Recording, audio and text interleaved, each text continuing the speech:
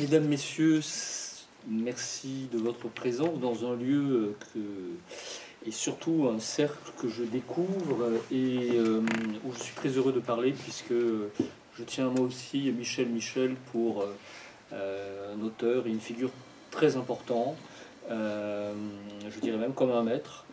Donc nous sommes très touchés par ce que vous avez dit et nous allons essayer, je vais m'efforcer d'honorer son enseignement dans une conférence où planera souvent l'ombre de sa sociologie politique et en particulier de son sens de la communauté, puisqu'on sait qu'il a été un penseur de la communauté dans une tradition sociologique dont je vais dire tout à l'heure quelques mots en pensant particulièrement à lui. Dans ce lieu, nous nous retrouvons aussi à une date, dans un moment de notre temps politique tout à fait particulier, puisque rares sont ceux parmi cette assemblée ce soir qui n'ont pas entendu la nouvelle de la condamnation de l'ancien président de la République, Nicolas Sarkozy, aujourd'hui même, à 5 ans de prison avec mandat de dépôt pour un financement, comme vous le savez, de sa campagne politique présidentielle. Et voilà, nous avons tous entendu l'incroyable, n'est-ce pas? C'est-à-dire que donc il a été établi qu'il n'y avait pas d'enrichissement personnel. Il a été établi que la campagne n'a pas été financée, mais que serait établi un projet de financement dont il aurait été informé. Vous avez constaté que par ailleurs ont été à nouveau condamnés, il avait déjà été l'ancien ministre de l'Intérieur, les ministres de l'Intérieur successifs de Nicolas Sarkozy, Claude Guéant et Brice Hortefeux, merci. C'est-à-dire des figures parmi les plus droitières en fait de l'entourage de Nicolas Sarkozy. C'est une première, comme vous le savez, dans notre histoire politique, et à mes yeux, c'est comme il l'a dit, et c'est une des très rares occasions, peut-être la première, où j'ai pu être d'accord avec Nicolas Sarkozy, c'est un scandale. C'est un énorme scandale. C'est à nouveau quelque chose qui est parti du parquet national financier, dont je rappelle que c'est un parquet qui a été créé par François Hollande et Christiane Taubira, qui a été créé par les socialistes, quasiment pour les socialistes, qui a massivement condamné des figures de la droite. En particulier, on s'en souvient, le malheureux François Fillon, qui eût été président sans cela, il faut le rappeler, je le rappellerai aussi pendant cette conférence. Et alors, qu'est-ce que ça signifie pour notre propos de ce soir? Il ne pouvait pas y avoir de meilleure date. Ça signifie que, alors que, notamment dans les rues, malheureusement, de votre ville, marchent et courent les délinquants, parfois les violeurs, abondamment les voleurs, un président de la République est invité à aller dormir en prison. Ce n'est pas ici une défense personnelle de Nicolas Sarkozy, ni du président qu'il a été. J'étais plutôt son adversaire politique quand il l'était. Et du point de vue constitutionnel, qui nous occupera beaucoup dans ce propos, je vais souvent faire une critique acerbe de ces révisions constitutionnelles qui, à mon avis, ont été terribles. Et là, j'empiète sur le travail du cercle Bayard, puisque je vais commencer de parler de la fin de la Ve République, et largement à cause de Nicolas Sarkozy, en fait. Il n'empêche que c'est le chef d'État d'un pays souverain, qui est supposé l'être, qui est envoyé, donc qui bénéficiait d'une légitimité populaire, qui est envoyé en prison par des juges qui n'ont pas de légitimité populaire. Et nous avons tous à l'esprit la gravité de cette condamnation et la minceur de l'incrimination. C'est évidemment extrêmement choquant, surtout après tous les précédents agissements du parquet national financier, dont l'existence est en soi malheureusement aujourd'hui un scandale. C'est donc une illustration du pouvoir des juges, peut-être même d'un partiel gouvernement des juges, qui est une bonne partie de mon propos auprès de vous ce soir. Il ne peut pas y avoir de meilleure illustration. Et pourquoi c'est particulièrement grave, c'est que derrière cela, derrière ce pouvoir de ce qui ne devrait pas avoir un pouvoir, puisque dans notre Constitution, il y a un pouvoir législatif, il y a un pouvoir exécutif, mais il n'y a qu'une autorité judiciaire. Vous voyez, une autorité n'est pas un pouvoir, parce qu'il n'y a pas de légitimité populaire, il n'y a pas de légitimité démocratique à cette autorité judiciaire. Donc, c'est une autorité privée de légitimité démocratique, en fait plus que privée de légitimité démocratique, puisque la plupart du temps, elle va à l'encontre des souhaits de la majorité du peuple français, je vais avoir le temps largement de vous en reparler, qui défait celui qui a reçu l'onction populaire dans cette forme de sacre qu'est le suffrage universel présidentiel, et qui a été pensé comme tel par le général de Gaulle. Donc, c'est l'humiliation de celui qui avait reçu l'onction populaire. Derrière cela, c'est donc l'humiliation du peuple qui l'avait élu, c'est l'humiliation de la France, mais plus gravement, c'est la délégitimation du politique. Et c'est ça le plus grave. C'est la délégitimation du politique par le judiciaire, dans un processus de saisie du politique par le droit, qui est une vieille affaire qui va beaucoup nous occuper ce soir, et qui nourrit un dégoût, une démotivation de nos compatriotes et de nos concitoyens, qui est précisément le but, conscient ou inconscient, des acteurs de ce processus. Dégoûter le citoyen du politique et enrayer le dernier levier pour le peuple français de se sortir d'une situation qui, à mon avis, est grave, qui est le recours aux politiques, face à tous les autres pouvoirs qui, eux, ne sont pas des pouvoirs politiques, ne sont pas des pouvoirs légitimes, et dans la forme actuelle de la légitimité en France, mais nous verrons qu'elle est enracinée, contrairement à ce qu'on pourrait penser, dans un très long passé, et que la racine de la démocratie se trouve déjà en fait dans la royauté française, à bien des égards, j'essaierai de le montrer, eh bien, c'est donc un déracinement de la légitimité par des pouvoirs illégitimes. Alors, pour commenter ensemble cette actualité, je crois qu'il faut, et je vais le faire parce que je suis historien du droit, je suis un agrégé des facultés de droit en histoire du droit, et ça a été l'essentiel de ma carrière comme professeur des universités, donc vous le devinez, je vais recourir à l'histoire et remonter aux sources de cette question à partir d'un terme qui est un terme qui nous vient du Moyen-Âge, la summa potestas. La summa potestas est dans l'ensemble de l'Europe médiévale et tout spécialement et précocement en France le terme qui va être employé pour désigner ce qui va devenir la souveraineté. Il s'agit ici, en faisant retour à ce que notre pays et notre civilisation au temps de la chrétienté ont défini comme summa potestas, en partant de ce concept, de jeter un éclairage sur notre situation, de façon à, on va le voir, faire face à ce que personnellement je considère comme une usurpation de la souveraineté. Et je pense qu'il est possible d'y faire face par ce raisonnement, cette exploration historique, ce retour vers nos racines qui s'envisagent essentiellement comme recours pour restituer son droit historique au peuple français.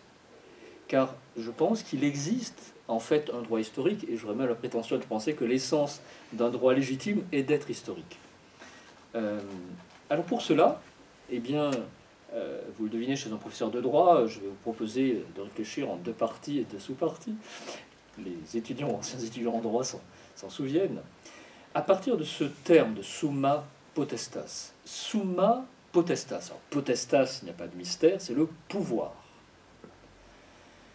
Et summa. Summa potestas, c'est généralement traduit par pouvoir suprême. Et de fait, summa, c'est-à-dire somme ou sommet, c'est le pouvoir qui est au sommet des institutions. C'est donc le pouvoir suprême.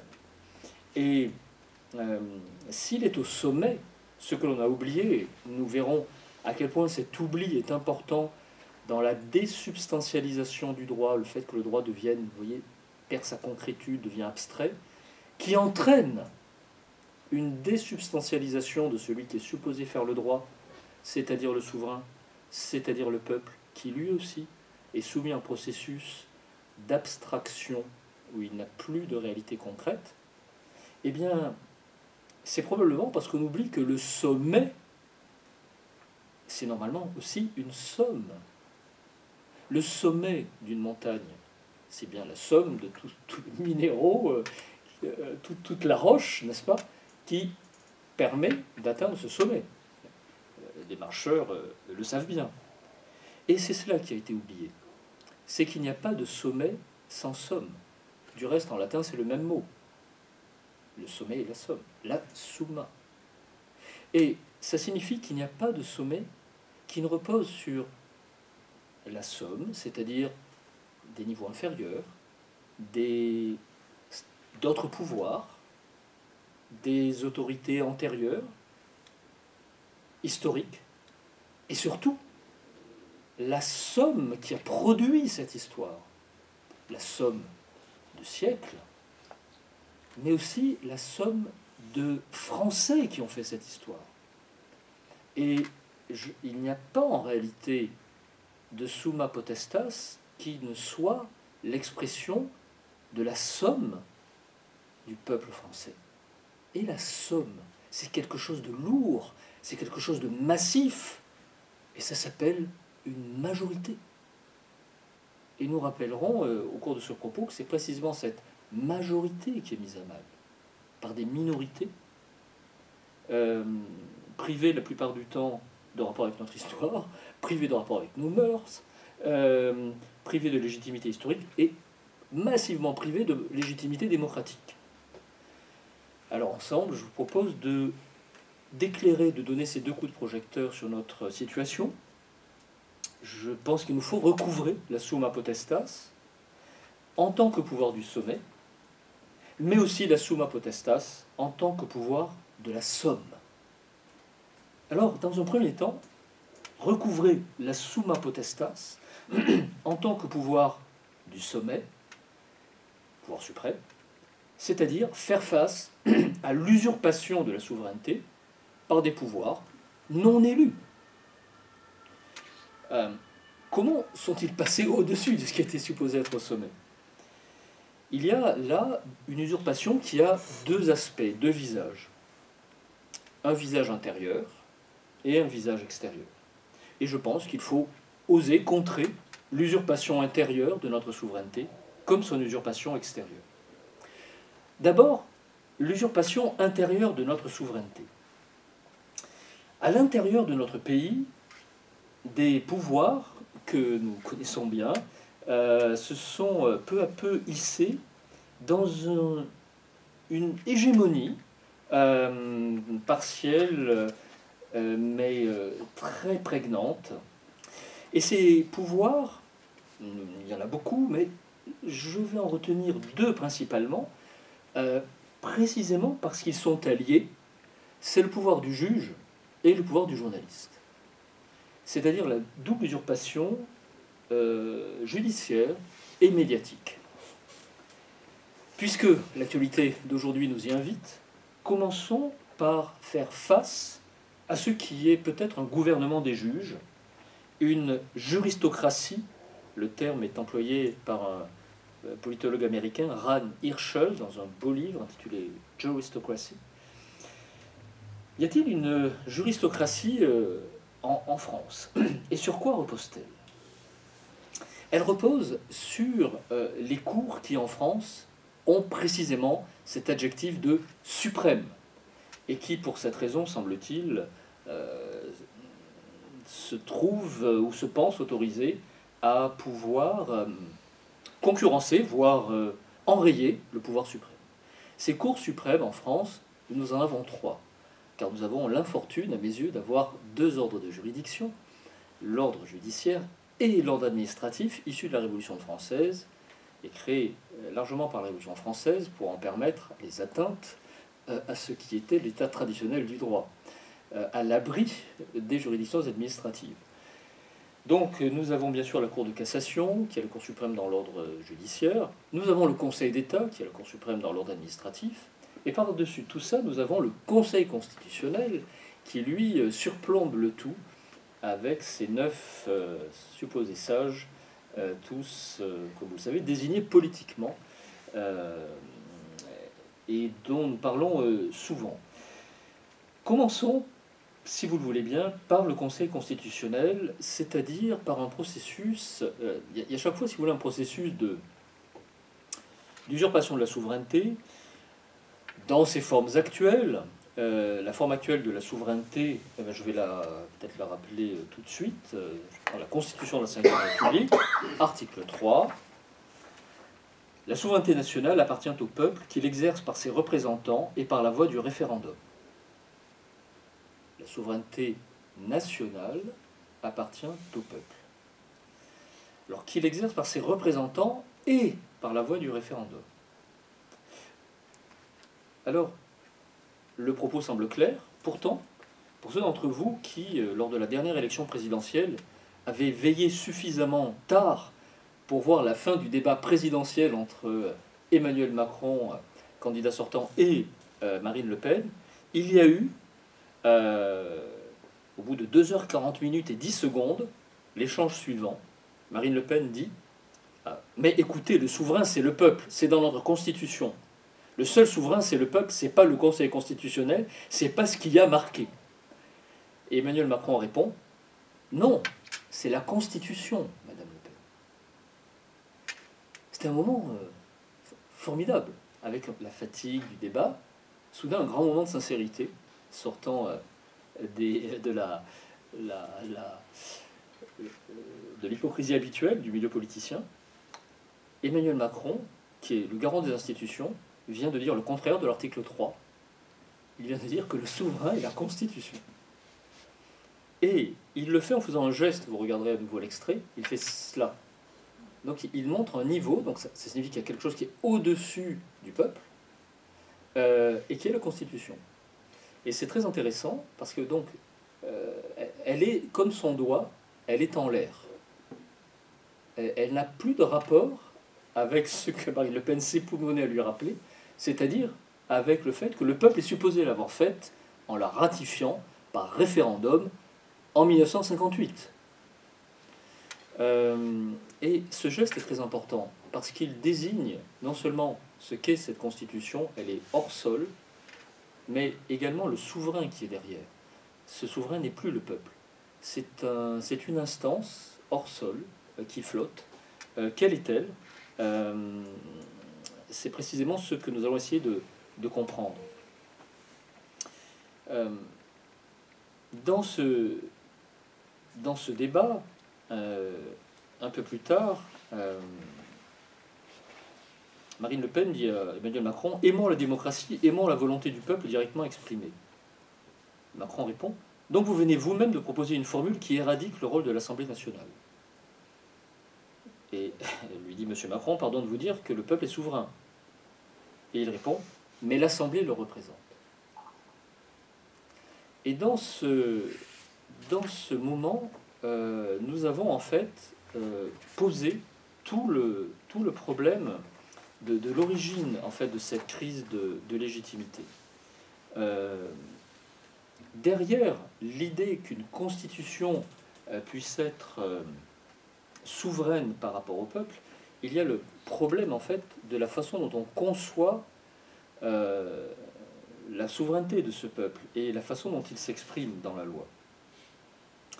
Le problème, en fait, c'est celui de la représentation, dans un premier temps, historiquement. J'en parlerai brièvement ici, j'y reviendrai peut-être à la fin si nous avons le temps, en faisant une grande boucle, en partant en fait de l'Ancien Régime et en y revenant pour terminer. Parce que cette idée, une idée aussi choquante en fait, que le propos macronien, qui n'a été relevé par personne, hein, je pense que tout le monde dormait, à juste titre, mais elle vient forcément de très loin. Elle vient en fait de la fondation effectivement du régime libéral en France et de ce grand moment fondateur qu'est la Révolution française, avec en particulier un document dont il va être question pendant toute cette conférence, qui est la Déclaration des droits de l'homme et du citoyen du 26 août 1789. Très rapidement, le temps nous est compté, mais je rappellerai que cette Déclaration des droits de l'homme et du citoyen, d'ailleurs, ce libellé est contradictoire, soit il y a des droits de l'homme en général, soit il y a des droits du citoyen en particulier, à moins que la vocation de ce citoyen soit d'être citoyen du monde, ce qui effectivement est ce à quoi nous parvenons aujourd'hui, non sans logique. La logique révolutionnaire s'accomplit pleinement aujourd'hui, mais pourtant nous étions prévenus. La première phrase de ce document, c'est un préambule, et la première phrase est la seule à mentionner le peuple. Après, il disparaît du texte. Et il disparaît, il est escamoté dans la première phrase. Et voici la première phrase de ce fameux document, au nom duquel tant de lois sont annulées, tant d'insécurités aujourd'hui existent en France, et au nom duquel la continuité historique du peuple français est largement menacée. Voici donc cette phrase. Les représentants du peuple français, effectivement, sont des députés aux États généraux. Ils représentent bien le peuple français dans ses trois composantes, clergé, noblesse, tiers état. Ils ont été élus par un suffrage indirect, par les campagnes, par les châteaux, par les paroisses. Ils représentent le peuple français dans sa globalité et ils ont un mandat impératif. Le mandat impératif dont nous parle parfois M. Mélenchon est en fait le mandat d'Ancien Régime. Ça peut paraître surprenant. L'Ancien Régime a des élections, il a des assemblées depuis les Mérovingiens, les plaids mérovingiens, puis les plaids carolingiens, et puis les États généraux des Capétiens. Et aux États généraux, il y a des députés des États généraux depuis le XIVe siècle, et ils ont un mandat impératif. Il y a des cahiers de doléances que nous connaissons tous, et le député doit venir les lire à l'Assemblée, il les lit et il rentre. Il a d'ailleurs un certain nombre de jours d'auberge qui lui sont payés pour qu'il ait le temps de faire cet exposé et de rentrer. Et on ne lui aurait jamais payé des jours d'auberge s'il avait décidé de continuer à parler tout seul pour son propre compte. Ce serait une trahison de son mandat. Or, c'est ce qui se passe. Les représentants du peuple français, constitués en Assemblée nationale, qui le leur a demandé? Où est-ce que c'est dans les cahiers de doléances?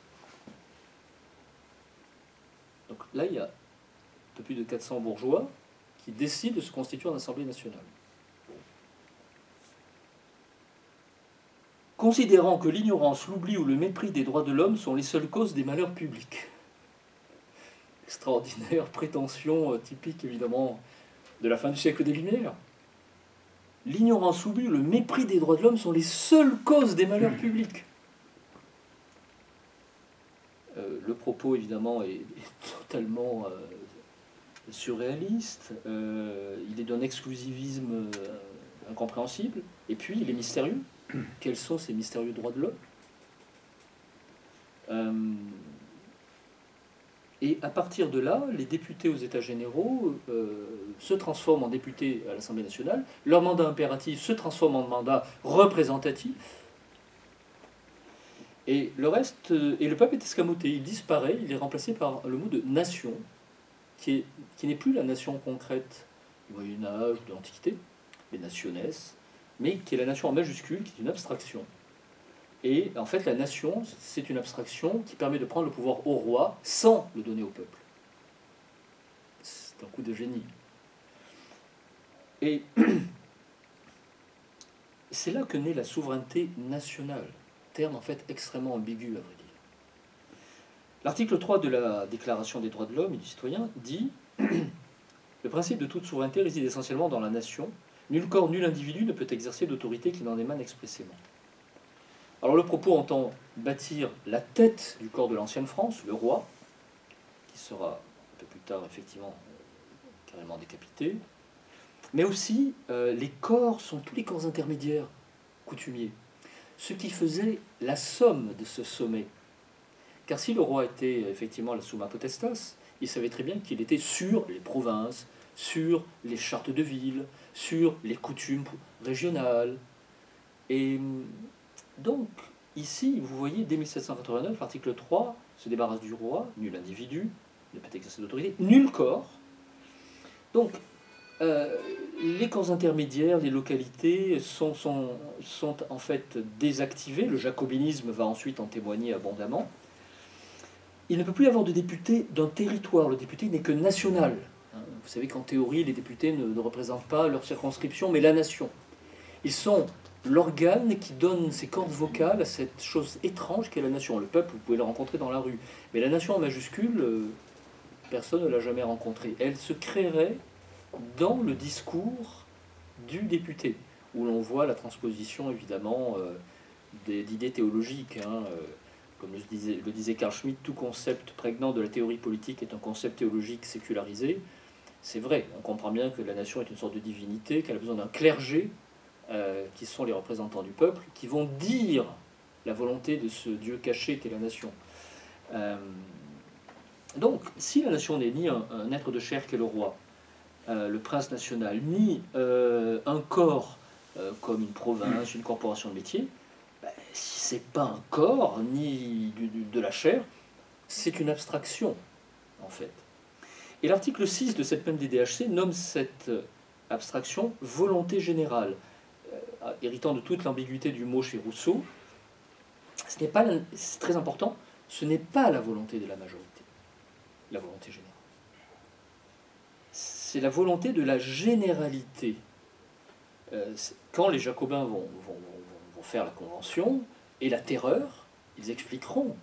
Ils savent bien qu'ils sont une minorité. Ils sont une minorité éducatrice.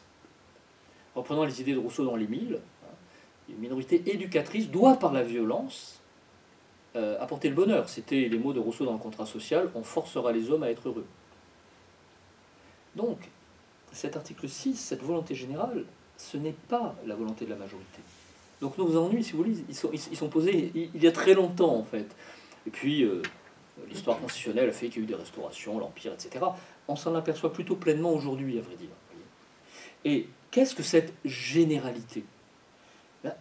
C'est justement ce qui n'est pas local, ce qui n'est pas national au sens ancien, ce qui n'est pas territorial, ce qui est universel. À proprement parler, les droits de l'homme universels. Alors, qu'est-ce que c'est? Alors, l'article 2 en parle d'une façon assez décevante, c'est la liberté. Bon, je pense qu'elle existait avant. La sûreté, on peut penser qu'elle existait avant. Le droit, la résistance à l'oppression, bon, on comprend que c'est pour faire la révolution de façon légitime. Et puis, la propriété. Tout ça pour ça. La propriété. La propriété, une propriété nouvelle, la propriété individuelle, bourgeoise, celle dont a besoin cette classe bourgeoise pour faire la révolution industrielle, comme leur modèle anglais, sacrifiant largement ce qui va devenir le prolétariat, et démantelant les anciennes formes communautaires de propriété. Il nous faudrait plus de temps pour en parler, peut-être dans les questions ou dans notre discussion au buffet. Et en fait, au fond, qu'est-ce que c'est alors ce souverain national? C'est celui qui comprend cette essence universelle. Et on comprend que, en fait, la légitimité repose sur le fait d'être capable de garantir les droits universels de l'homme. Donc la théorie libérale du mandat représentatif, elle conditionne la légitimité de la représentation, finalement, à la capacité d'incarner des valeurs de la bourgeoisie transatlantique, anglo-américano-française, de la fin du XVIIIe siècle. Et la preuve, c'est qu'on n'a pas besoin du peuple pour ça. La première constitution française écrite, après 13 siècles de constitution coutumière, quand la Révolution prétend nous donner une constitution, on en a juste une depuis plus d'un millénaire, mais cette première constitution de 1791, vous vous souvenez que le droit de vote est censitaire. Et les censitaires ne votent que ceux qui paient un impôt suffisant. Donc on n'a pas besoin du peuple, on a besoin de ceux qui peuvent incarner une élite éclairée, capable de garantir cette universalité venue du rationalisme des Lumières. En fait, ici, tout a été posé. Bien sûr, aujourd'hui, il n'y a plus le suffrage censitaire, mais vous avez constaté qu'aujourd'hui, les droits de la majorité sont largement niés, et que d'ailleurs est largement revenue une forme en fait d'exclusion du suffrage. Elle est évidemment volontaire, mais c'est le taux record d'abstention de nos élections. quand dans des élections, plus de la moitié du corps électoral s'abstient, je suivrai volontiers le regretté Patrick Buisson, qui, dans La cause du peuple, en 2016, écrivait que le suffrage où sont surreprésentés les inclus de la mondialisation et sous-représenter les exclus de cette même mondialisation, ressemble à une sorte de nouveau suffrage censitaire, un nouveau suffrage bourgeois d'une certaine façon. Alors encore une fois, ce processus fondateur de l'universalisme révolutionnaire, il a été contrebattu par la Restauration, avant cela par l'Empire napoléonien déjà, en grande partie en tout cas, et puis par la monarchie de Juillet, etc. Et néanmoins, la souveraineté nationale reste une souveraineté représentée pendant les différentes républiques françaises. La Deuxième République, comme vous le savez, ne dure pas très longtemps. Et puis la Troisième République, qui est beaucoup plus longue et qui est suivie de l'État français puis de la Quatrième République. Et vous savez qu'aujourd'hui, la plupart des commentateurs disent que nous sommes revenus à la Quatrième République ou à la fin de la Troisième République. C'est-à-dire à des régimes où l'avis de la majorité du peuple, je rappelle que la majorité du peuple français, en juin 2024, a voté majoritairement pour le Rassemblement national et qui ne gouverne pas. Qui n'a pas gouverné dans le gouvernement Barnier, qui n'a pas gouverné dans le gouvernement Bayrou, et qui ne gouvernera pas dans le gouvernement Le Cornu. Donc il y a une décorrélation entre la majorité, qui est supposée être souveraine, et le gouvernement. Parce que le principe est représentatif. C'est-à-dire qu'on a souvent dit que dans les républiques françaises, la souveraineté est parlementaire. En fait, elle est parlementaire. Elle était parlementaire. Au fond, les gouvernements se défaisaient dans les coalitions de partis, ce qui aboutissait à l'instabilité que nous connaissons bien, l'instabilité de la Troisième République et de la Quatrième République, c'est-à-dire des régimes dont la durée de vie d'un gouvernement est en moyenne de 6 mois, avec une extrême instabilité, un grand affaiblissement et finalement un déclin évidemment de l'influence de la France, qu'on peut en grande partie lui attribuer. Or, nous le savons, c'est précisément l'homme qui a voulu résister à la catastrophe de 1940, le général de Gaulle, qui est l'héritier de toute la critique de la Troisième et de la Quatrième République, de tout un courant que les juristes appellent le parlementarisme rationalisé, c'est-à-dire comment dirais-je, de rendre au pouvoir exécutif de la force, au gouvernement de la stabilité, en limitant les pouvoirs de l'Assemblée. Et c'est ce que le cercle Bayard évoquera dans quelques semaines. La Ve République était une restauration de l'exécutif, avec un article 37 qui donne des pouvoirs de principe au gouvernement, pouvoir de principe, c'est-à-dire ce qu'il veut, et un article 34 qui donne des pouvoirs d'attribution à l'Assemblée, c'est-à-dire là c'est listé, je ne sais pas ce que vous voulez. Et le Conseil constitutionnel, mesdames et messieurs, il a été fait au départ pour être le cerbère, le chien de garde, placé devant l'article 37 et 34, et chargé de mordre chaque fois que le Parlement sortirait de l'article 34 et viendrait, vous voyez, exercer des compétences exécutives de l'article 37. Et ça a fonctionné sous le général de Gaulle. Et ça fonctionne pourquoi? Parce que l'exécutif qu'il restaure dans un projet capétien. Bon, le général de Gaulle, dans son milieu de jeunesse, est effectivement influencé par le royalisme, le néo-royalisme de l'Action française. La Ve République est effectivement une monarchie républicaine. Est-ce un oxymore condamné à l'extinction?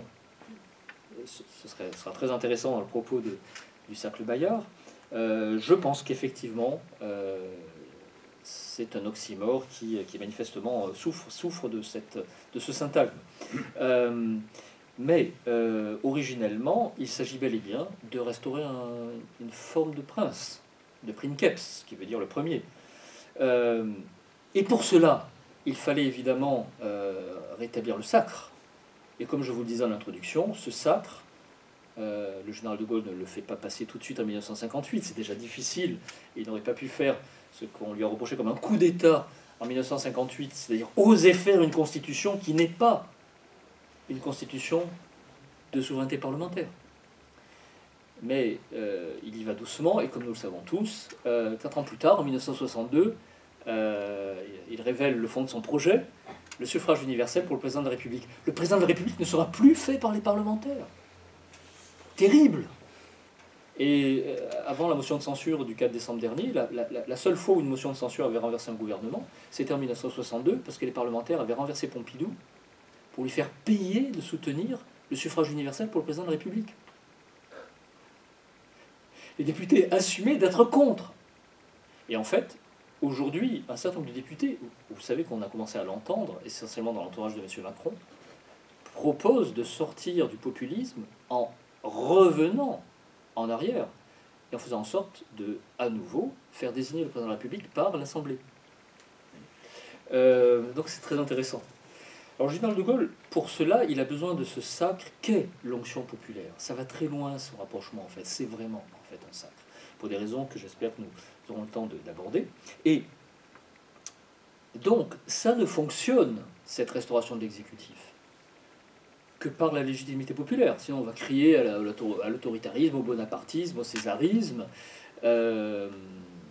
Et en fait, ça ne fonctionne que par le suffrage universel. Et c'est suite, parce qu'évidemment, celui qui arrive à la magistrature suprême, chef de l'État, au suffrage universel, doit entretenir un lien avec le souverain qui l'a mandaté. Ce lien doit se nourrir par des référendums fréquents. L'article 11 est là pour chaque fois retremper. On dit souvent c'est un plébiscite. On ne vote pas pour la question, on vote pour l'homme. On vote pour les deux. C'est vrai qu'on vote aussi pour l'homme. Mais c'est voulu. C'est-à-dire que non seulement ça permet au peuple de passer par-dessus les partis, exactement comme le roi sacré passait par-dessus les seigneurs féodaux pour représenter le peuple, et le bonum commune, comme disait saint Thomas d'Aquin, ou le commun profit, comme disait Philippe de Beaumanoir. De même, par le référendum, on saute par-dessus les factions, voyez, dans ce phénomène néo-capétien. Et ça signifie aussi que celui qui engage sa parole dans le référendum renoue le lien avec le souverain populaire, dont, encore une fois, il est l'émanation. Et ça signifie aussi que s'il perd le référendum, il doit partir. Et nous savons tous comment le général de Gaulle s'en va. Il s'en va en 1969, quand il perd le très intéressant référendum de révision constitutionnelle de régionalisation de notre représentation, qui est un très beau projet, finalement a été en partie repris par les socialistes en 1982, mais seulement partiellement, hélas, et il est parti. De même qu'un président de la République qui perdrait les élections législatives, pour le général de Gaulle, il est évident qu'il part.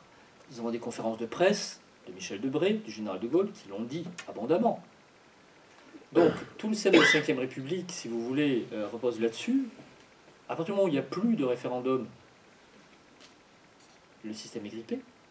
Et à partir du moment où le président de la République, qui a perdu des élections législatives, ne part pas, le système est totalement dénaturé.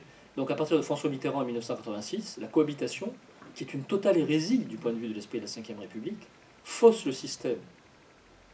Et à partir de là, ce qui a été faussé ensuite, ça a été le référendum. Et évidemment, nous avons tous en tête le dernier moment où il a été faussé, qui est celui de 2005, qui est justement le dernier, pour, vous vous en souvenez, le traité constitutionnel de l'Union européenne, et les Français ont mal voté. Donc il faut les punir, on ne les consulte plus. Alors non seulement on ne les consulte plus, mais en fait, on va fouler aux pieds leurs décisions, ce qui n'avait quand même jamais été fait. Et nous avons tous en tête le traité de Lisbonne, de la fin 2008, appliqué depuis 2009, c'est-à-dire, en fait, sans le nom, le traité constitutionnel qui nous avait été soumis en 2005. Donc, le système est entièrement faussé. Et donc, dans un système où alors, le recours au peuple n'est plus fait par le biais du référendum, où l'avis du peuple n'est plus respecté lorsqu'il y a des élections législatives, où le président de la République ne démissionne plus. Vous voyez M. Macron qui a bien expliqué que c'était une solution à exclure. Dans ce cas, où passe la souveraineté, n'est-ce pas ? Comment le système fonctionne, en fait ? Alors on pourrait se dire, est-ce qu'il fonctionne au moins par l'Assemblée? Et la surprise, c'est que dans l'avancement de l'altération de cette Constitution, l'Assemblée elle-même, en fait, n'est même plus souveraine. C'est-à-dire que le problème que pose aujourd'hui manifestement l'Assemblée pour un certain nombre de tenants du système, c'est que de temps en temps, les représentants du peuple font quand même passer une loi assez proche de ce qui leur avait été demandé par leurs électeurs. Ce qui manifestement est problématique, puisque immanquablement, lorsqu'il s'agit chaque fois des sujets hyper consensuels en France, c'est-à-dire l'insécurité et l'immigration, ils sont systématiquement censurés par les cours suprêmes dont je viens de parler. Dans le processus judiciaire par la Cour de cassation, dans le processus administratif par le Conseil d'État et dans le processus de l'adoption législative de la loi par le Conseil constitutionnel. Alors comment est-ce possible alors qu'il avait été conçu pour être à l'inverse, pour au contraire permettre un fonctionnement conforme à la volonté du peuple? Eh bien, on le sait, c'est dans notre histoire dû à une évolution qui date de la mort du général de Gaulle. On pourrait dire que son cadavre à peine refroidi, le 16 juillet 1971, le Conseil constitutionnel, on le sait, pour la première fois, saisi par le centriste Alain Poher en tant que président du Sénat, puisqu'à cette époque, il n'y a que le président du Sénat, le président de l'Assemblée nationale et le président de la République qui peuvent, il y a 3 personnes seulement, qui peuvent saisir le Conseil constitutionnel. Donc on ne va pas casser la volonté générale supposée être exprimée par la loi. Vous le voyez très fréquemment, la saisine est très très réduite. Mais le 7 juillet 1971, alors évidemment, Alain Poher avait un certain nombre de comptes à régler avec ce que représentait le gaullisme institutionnel. Et effectivement, sur une question qui concernait une association et un journal d'extrême gauche, La Cause du Peuple, auquel participait Jean-Paul Sartre et Simone de Beauvoir, interdit par le préfet Marcellin, dans la loi dite Marcellin, le Conseil constitutionnel va censurer cette loi au nom de la liberté d'association. Et alors on est juste après 68, hein, donc le contexte est très très tendu, n'est-ce pas? Et il le fait en se référant au préambule de la Constitution de 1946, qui se réfère lui-même à la Déclaration des droits de l'homme de 1789. Alors quand les Français ont voté en 1958, ce n'était pas dans ce texte. Ça n'y est pas. Il n'y a pas la Déclaration des droits de l'homme. Donc, le Conseil constitutionnel, qui est supposé garder la Constitution, là, en sort de façon totalement arbitraire. Bon, De Gaulle est mort, et au fond, la Ve République commence de mourir ce jour-là, en réalité. À partir de là, le même Alain Poher profite de l'intérim du président, après la mort du président Pompidou, pour ratifier en 1974 la Convention européenne des droits de l'homme. Donc on commence à se référer à un texte relatif aux droits de l'homme qui est de 1950, qui est beaucoup plus corrosif encore pour l'intérêt général, puisqu'il est... Alors ça dépend évidemment du point de vue, mais effectivement j'assume de considérer qu'il défend beaucoup plus les intérêts des partis individuels que le tout et la majorité. Et puis Valéry Giscard d'Estaing, en tant que président libéral et avancé, va étendre le droit de saisine du Conseil constitutionnel à 60 députés et 60 sénateurs. Donc la parole de la nation, si vous voulez, dans la représentation nationale, va être désormais beaucoup plus infirmée. Il y a beaucoup plus de possibilités de censurer une loi. On saisit le Conseil constitutionnel, il y a maintenant 120 personnes, plus les 3 autres qui peuvent le faire. Et Nicolas Sarkozy, je vous l'avais dit, achève, au fond, la souveraineté de la loi, en introduisant en 2008, lui, Sarkozy l'américain, qu'il a toujours assumé, une imitation du système américain de contrôle de constitutionnalité, non pas avant la promulgation de la loi, mais aussi après, comme le fait la Cour suprême américaine, c'est-à-dire dans le cadre des procès. Et donc, il introduit la QPC, la question prioritaire de constitutionnalité en 2008, depuis laquelle n'importe qui peut saisir le Conseil constitutionnel dans un procès. Alors, ça a donné des résultats évidemment très important. Le temps nous est compté, donc je citerai l'une des dernières décisions du Conseil constitutionnel, celle du 6 juillet 2018, qui a été faite effectivement à partir d'une QPC. C'était celle de Cédric Herroux, poursuivi devant un tribunal correctionnel en tant que passeur de migrants, donc effectivement commettant un délit, une infraction, une complicité d'intrusion clandestine sur le territoire national. Et le 6 juillet 2018, le Conseil constitutionnel annule les poursuites contre Cédric Herroux en reconnaissant qu'il a le droit de faire passer des migrants au nom du principe à valeur constitutionnelle de fraternité.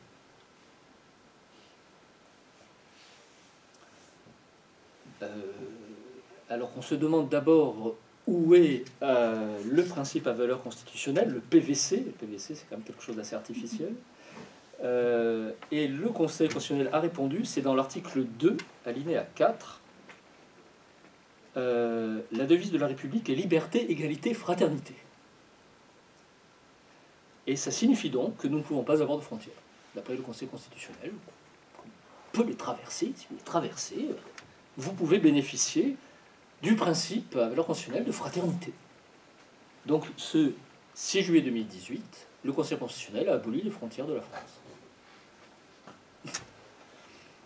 Alors, évidemment, ça fait sourire, hein, puisqu'on pourrait dire aussi qu'un sang impur doit abreuver nos sillons, et qu'il faut tuer les étrangers, puisque l'hymne national est la Marseillaise, que c'est l'une de ces paroles particulièrement sanguinaires.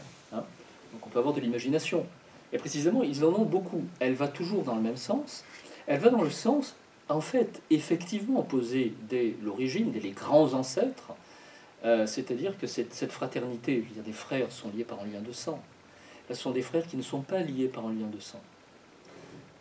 Donc, ce n'est pas la nation concrète, c'est une nation en majuscule, c'est tous les hommes de bonne volonté, c'est une fraternité universelle, en fait. Alors, cette usurpation, elle se fait, vous le voyez, par un contrôle de la loi, qu'on appelle le contrôle de constitutionnalité. Aujourd'hui, ce contrôle de constitutionnalité invalide effectivement les lois auxquelles les Français sont les plus attachés. Dans une semaine très riche, hein, pour notre propos, on a tristement commémoré le viol et le meurtre de Philippine, qui a occasionné, vous vous en souvenez, une loi visant à maintenir plus longuement des personnes qui devaient être expulsées, hein, sous OQTF dans nos centres de rétention. Cette loi allongeant la possibilité de la rétention a été invalidée par le Conseil constitutionnel. Donc la prochaine Philippine sera aussi violée et tuée pour les mêmes raisons, par quelqu'un qui aurait dû être renvoyé depuis longtemps ou qui devrait au moins être retenu dans un centre de rétention administrative. Comment est-ce possible? Les jeunes Françaises violées et tuées se multiplient. C'est presque immanquablement par des étrangers. Ils sont presque immanquablement sous OQTF, sous l'obligation de quitter le territoire français.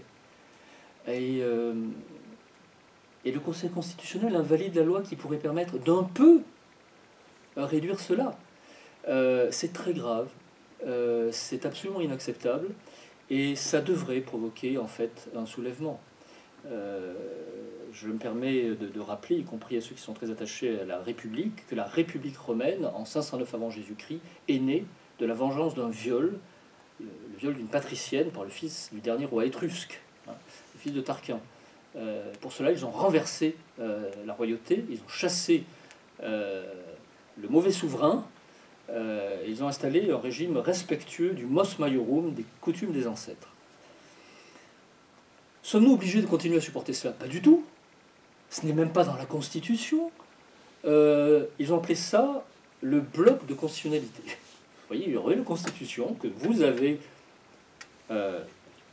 validée, mais il y aurait quelque chose que les juristes ont inventé, qui est le bloc de constitutionnalité.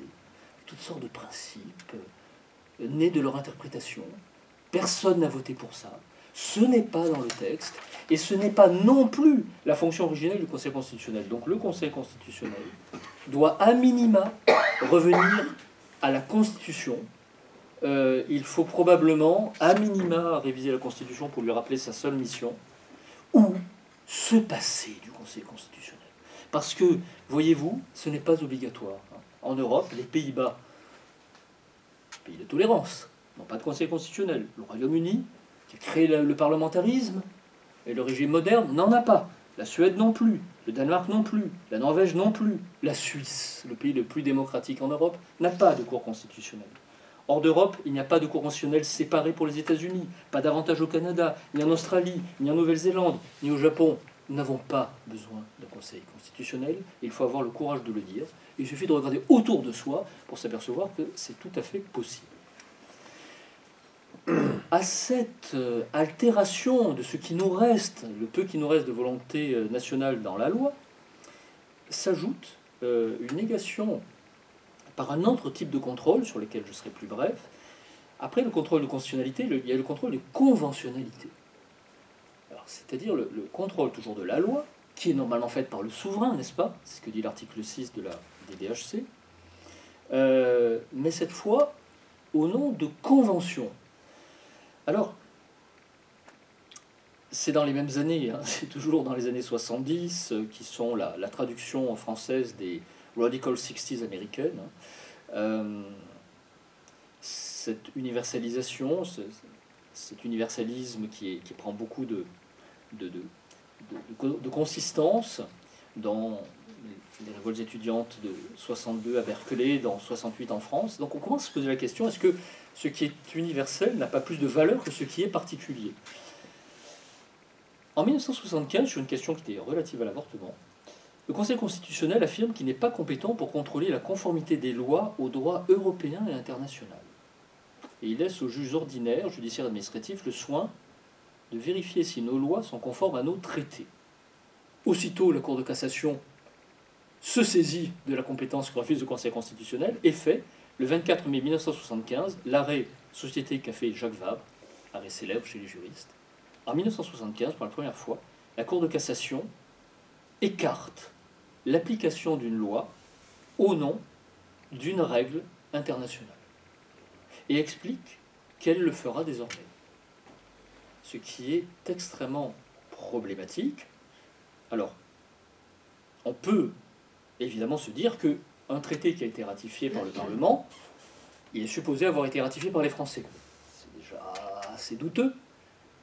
Mais on peut se dire que par leurs représentants, les Français ont ratifié un traité et il est normal alors de respecter ce traité. Mais que se passe-t-il pour une loi ultérieure? Ça signifie que le peuple a pu changer d'avis, non? A priori. S'il est vivant, il change d'avis. S'il ne change pas d'avis, c'est qu'il est mort. Et c'est peut-être ce qui lui est arrivé institutionnellement. Que va faire le Conseil d'État pendant ce temps-là? Le Conseil d'État va résister pendant 14 ans, avec ce qu'on va appeler la théorie de la loi écran. Si une loi postérieure contrevient à un élément d'un traité européen ou d'un traité international, d'une convention internationale, eh bien, cette loi fera désormais écran à l'application de ce point du traité. Autrement dit, le Conseil d'État reste quand même sur la souveraineté. Une loi postérieure, hein, les Romains disaient lex posterior derogat priori. La loi ultérieure défait la loi antérieure. Et puis, sous la pression de ce milieu des juges, ce qu'on appelle le dialogue des juges chez les juristes, le Conseil d'État finit par se coucher le 20 octobre 1989 dans l'arrêt Niccolo. Il établit la supériorité des traités signés par la République sur les lois votées au Parlement, même ultérieures. Ce qui est effectivement une totale hérésie. Alors, cet enfermement dans les conventions est évidemment aggravé par le fait que, dans la foulée, la France a ratifié le pacte de New York sur les droits civils de l'ONU. François Mitterrand a ratifié en 1980 le protocole de recours individuel à la Cour européenne des droits de l'homme, qui fait que chaque Français aujourd'hui peut avoir recours à la Cour européenne des droits de l'homme de Strasbourg. Il ratifie aussi le protocole des plaintes individuelles devant le comité des droits de l'homme de l'ONU. Donc en fait, n'importe qui peut désormais essayer de faire valoir ses droits, ce qu'on va appeler bientôt ses droits opposables. Opposés à qui? Systématiquement à la puissance publique, systématiquement à l'État, c'est-à-dire systématiquement à celui qui représente normalement l'intérêt général et le bien commun. Pas toujours, mais qui est supposé le faire. Donc il y a une, vous le voyez, il y a une incroyable minoration des droits de la majorité ou des droits relatifs à l'intérêt général, et il y a une majoration des droits individuels, de la garantie des droits individuels. Pour le dire comme Julien Freund, les éléments politiques de la Constitution, qui sont relatifs à l'État, sont minorés au profit des éléments impolitiques de la Constitution, c'est-à-dire la garantie des droits individuels. Évidemment, tout ceci, c'est encore compliqué par l'activité jurisprudentielle de l'Union européenne. Vous savez que la Cour européenne des droits de l'homme de Strasbourg n'est pas un organe de l'UE. C'est une convention internationale de 1950. Et en revanche, l'UE, comme vous le savez, a la Cour de justice de l'Union européenne, la CJUE, qui très souvent va dans le même sens que la CEDH. Alors, la CJUE est à Luxembourg, la CEDH à Strasbourg, mais toutes les deux vont toujours dans le même sens de la protection des droits individuels contre les droits des États, ce qui signifie souvent contre les droits des citoyens de ces États et souvent le droit à la sécurité, et puis aussi le droit à conserver leur mœurs. Par exemple, en France, la gestation pour autrui est interdite, n'est-ce pas? Mais la Cour européenne des droits de l'homme a condamné la France pour ne pas reconnaître la gestation pour autrui faite à l'étranger. Et le 10 avril 2018, la Cour de cassation s'est pliée à l'avis de la CEDH et a permis l'inscription sur les registres d'état civil de gestation pour autrui faite à l'étranger. Donc nous avons bien une loi qui l'interdit, mais ça se fait quand même. Donc vous voyez, c'est ça le contrôle de conventionnalité. C'est un autre aspect de la perte de souveraineté. Nos cours sont très zélés en la matière. Vous pouvez aller lire le discours de Bertrand Louvel, premier président de la Cour de cassation, qu'il avait prononcé le 3 septembre 2018, dans lequel il disait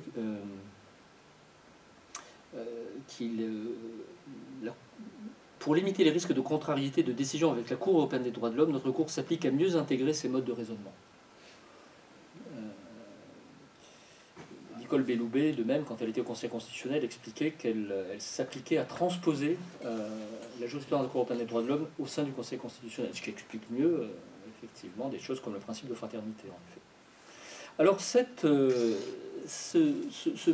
ce contrôle de conventionnalité, vous le voyez, il se complète par une autre tyrannie sur laquelle je serai beaucoup plus bref parce que on la connaît beaucoup mieux, mais dont je suis obligé de parler parce qu'elle est totalement liée à la première, toujours à l'intérieur de notre pays. C'est la tyrannie médiatique, en fait. C'est l'usurpation par un pouvoir médiatique, toujours allié à une sorte de bras séculier judiciaire. Alors j'emploie le mot à dessein. On sait que bras séculier, c'était ce qu'était le pouvoir royal quand l'Église, qui a horreur du sang, comme dit le droit canonique, confiait les hérétiques du tribunal de l'Inquisition à la force de l'État. Bien, aujourd'hui, nous avons en fait un clergé médiatique qui a un tribunal de la sainte investigation et qui livre les hérétiques au pouvoir judiciaire. C'est une tenaille, en fait. Il partage avec les juges le fait d'être non élu. Il partage avec les juges un discours moralisateur. Et il partage avec les juges une référence universaliste. Et s'il partage tant de choses, cela explique peut-être en partie pourquoi il fonctionne en tenaille.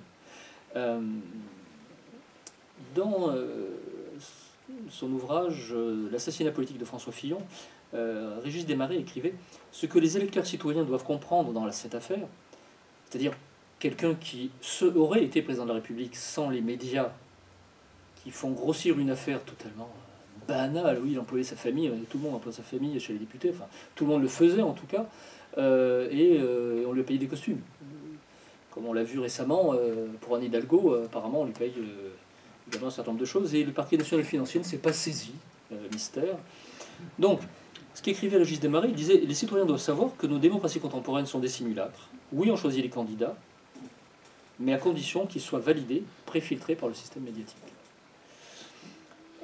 Comme le disait dans son ouvrage sur la tyrannie médiatique Jean-Yves Le Gallou, il écrivait: c'est le pouvoir des médias qui a rendu possible le pouvoir des juges, par la promotion de l'idéologie des droits de l'homme d'abord, c'est-à-dire le fond de cette prétention, par l'instrumentalisation et la médiatisation des affaires ensuite, par lesquelles le pouvoir judiciaire s'est précisément constitué en pouvoir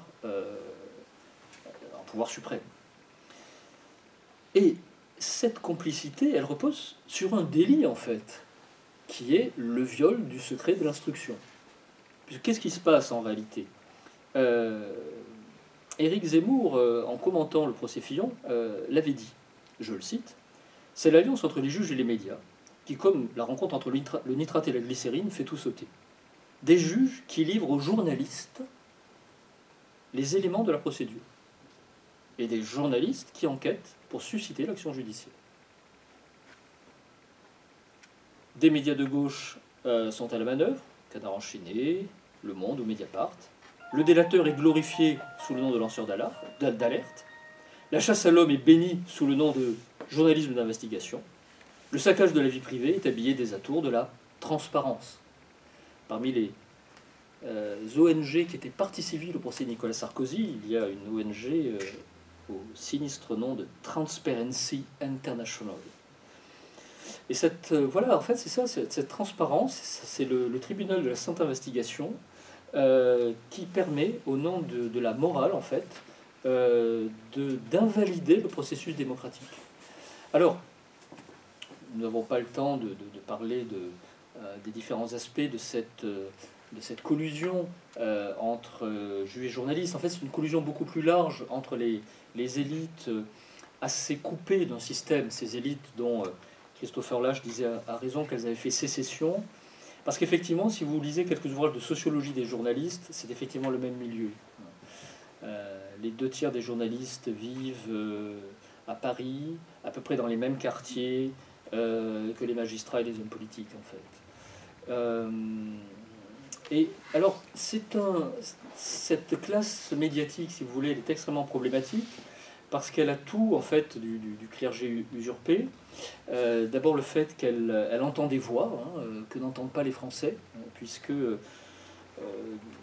les rares sondages faits sur les votes des journalistes ont montré, à partir de 2002, que les 3/4 des journalistes votent à gauche.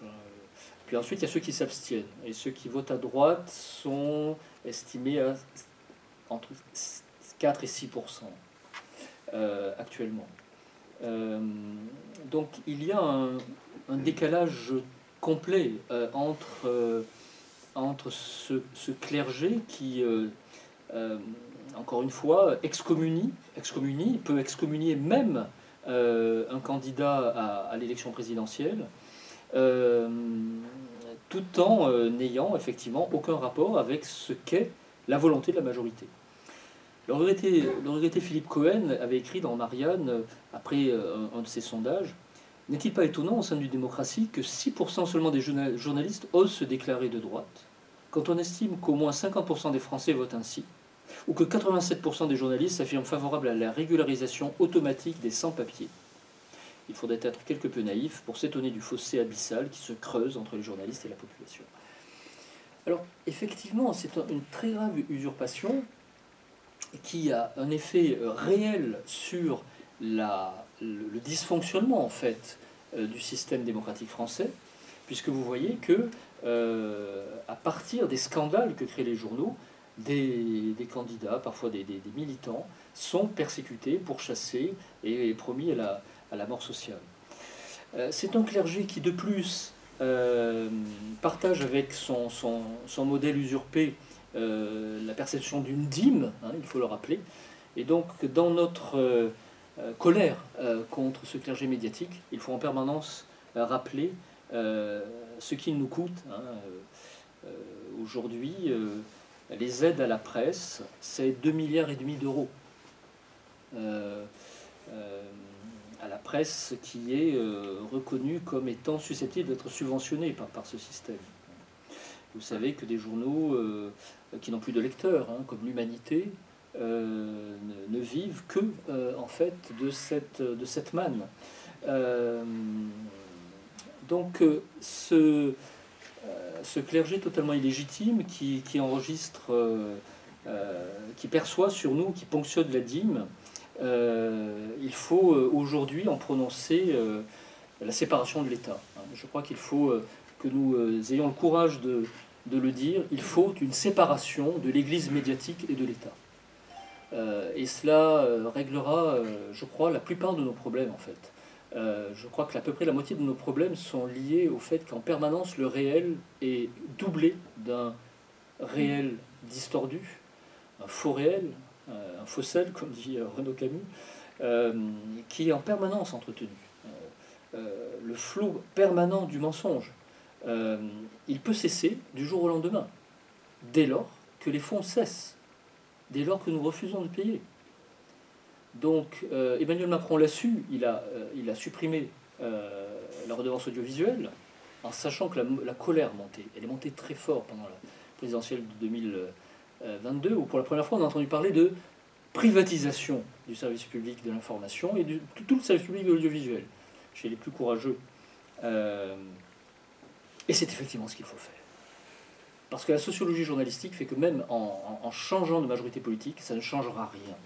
La sociologie des journalistes est telle, et la lâcheté de la droite susceptible d'arriver à l'alternance est telle, s'il s'agit de celle que nous avons connue jusqu'à présent, qu'il n'y aura pas de changement. Donc il faut réclamer, à mes yeux, aujourd'hui en tout cas, en effet, la privatisation du service public de l'audiovisuel, du service public de l'information, qu'au moins les mensonges qui seront peut-être maintenus ne le soient plus avec notre argent, qu'au moins le contribuable ne se voit plus cracher à la figure par ces médias, et aussi faire cesser en fait toute subvention à la presse. Moi je lis une presse qui n'est pas subventionnée. Eh bien j'aimerais beaucoup que le reste de la presse ait les mêmes armes que cette presse-là. Je lis par exemple L'Incorrect, qui nous a appris que 2 journalistes du service public récemment avaient eh bien, été pris la main dans le sac en train de parler de la façon dont ils intervenaient dans les futures campagnes municipales et présidentielles. Donc l'affaire de Thomas Legrand et de Patrick Cohen achève de nous montrer la nécessité de séparer l'Église médiatique de l'État. Pour aller plus vite, puisqu'il nous faut nous approcher de la fin de ce propos, je dirais un mot, mais beaucoup incident, sur le fait que cette usurpation, pour continuer avec quelques mauvaises nouvelles, et puis nous allons terminer avec, je l'espère, une façon plus positive d'envisager notre avenir. Cette usurpation extérieure de notre souveraineté, elle est malheureusement renforcée par des usurpations extérieures dont la principale, évidemment, ça ne vous étonnera pas, vient de l'Union européenne. Et bon, je serai très bref là-dessus, parce qu'au fond, c'est très largement des choses dont je vous ai déjà parlé. Mais en effet, voyez-vous, il s'agit d'un processus que les juristes appellent la constitutionnalisation de la vie institutionnelle. Vous voyez les problèmes que nous avons avec notre Conseil constitutionnel. Ils ont été transposés au niveau européen, avec exactement le même système. Des juges sans légitimité démocratique interprètent des principes, mais alors là, pour le coup, de façon encore beaucoup plus créative, prospective, comme on dit en droit, c'est-à-dire à partir de très peu de textes. Et ces juges sont ceux de Strasbourg, la CEDH, à partir du texte de la Convention européenne des droits de l'homme, et de Luxembourg, la CJUE, la Cour de justice de l'Union européenne, qui intervient au sein de l'Union européenne. Et le traité de Lisbonne, que nous avions eu raison de refuser en 2005, est encore plus grave en la matière, puisqu'il a intégré la Charte des droits fondamentaux de l'Union européenne au champ de ce droit.